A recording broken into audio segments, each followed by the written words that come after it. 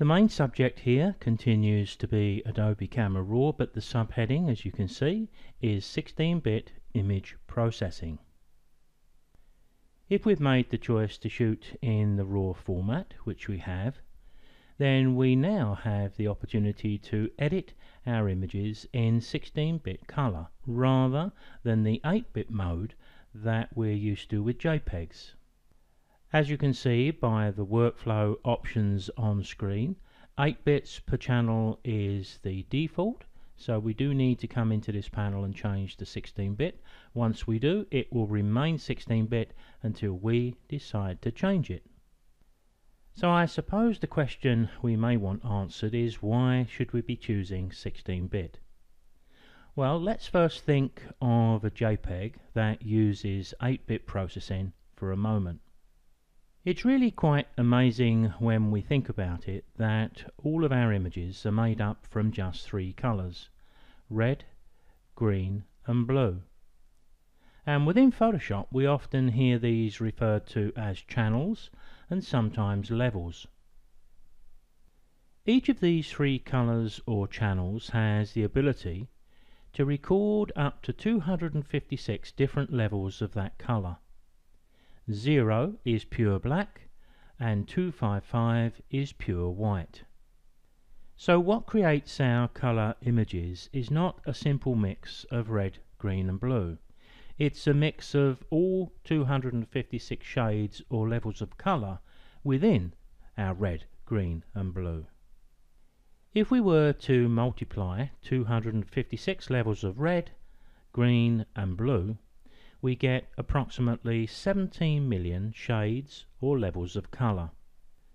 So on a good day, if we're out with our camera and we have good light for our photography and we are careful with our exposure, we have the ability to have nearly 17 million colors at our disposal. But what do I mean by on a good day? Now, just a reminder, we're still considering 8-bit images here for a moment.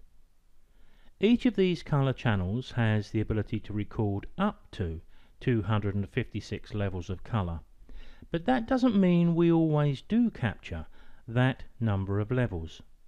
So what if the lighting was dull and overcast as we was out with the camera? Maybe the exposure was not as good as it should have been. Well, then we may not be able to capture all of those 256 levels of color. Suppose we can only hit 175 shades in each color. Now, we could have had lighting on the day we were shooting our images that prevented us from recording a true black or a true white, for example. I don't think that's uncommon. So when we multiply 175 by 175 by 175, as you can see, we only achieve 5.4 million. Now that still seems quite a large number, but if we subtract that from 17 million, we're a few short.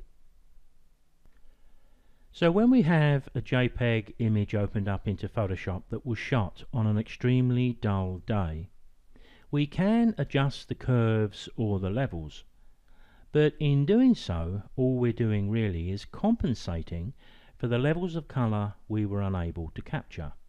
We can make the image look better up to a point. We can add color, contrast, but there's always a trade-off in quality. Now let's turn our attention to 16-bit processing. Our images are still captured in 3 colors: red, green and blue. But now each of those colors can record up to 65,000 shades or levels of color. And if we multiply them together, we get, well, a very, very large number. Something like 281 trillion. So let's ask the question again with these numbers on screen. Why should we consider switching to 16-bit processing? Well, it's pretty important when we're editing an image because we could afford to lose lots of those color shades due to the lighting conditions at the time, or maybe even a technical mistake we caused ourselves. But we're still going to be streets ahead of what we would have had with a JPEG and 17 million colors. This is what helps gives raw processing its wide latitude, and it's why those of us who are looking for the very best quality images all gravitate towards shooting and manipulating raw images. Just keep in mind that when you work with 16-bit images, the file size will be bigger than you would have had with an 8-bit image, although I doubt that's going to impact you very much.